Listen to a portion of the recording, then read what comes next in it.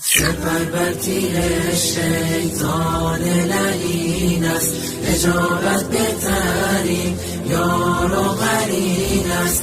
مشو یک لحظه غافل خواهر من، که چشم خائنان اندر کمین است. نگر در سوره های نور و احزاب، که حکم خالق یزدان چنین است. زنی خوشبخت می گردد که راهش مسیر امهات المؤمنین است. سپر بر تیر شیطان لعین است، اجابت بهترین یار و قرین است.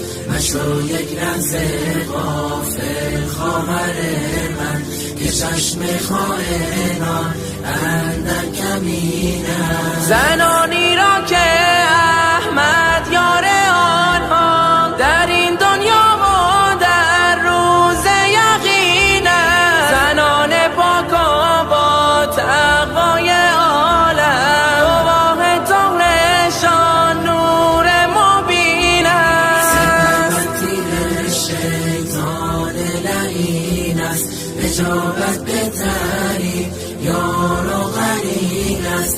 مشو یک لحظه غافل خواهر من، که چشم خائنان اندر کمین است. همان اسوه زن در حجابند، زنی که تابع اسلام و دین است. تو هم خواهر اگر دوری از ایشان، بیا برگرد راه چاره همین است. سپر بر تیر شیطان لعین است، اجابت بهترین یار و قرین است.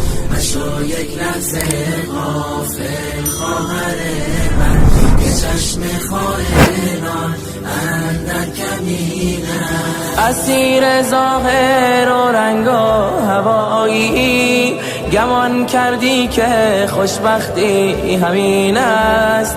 خوشی و لذت پوچ گناهان، تقاص و سختی اش زیر زمین است.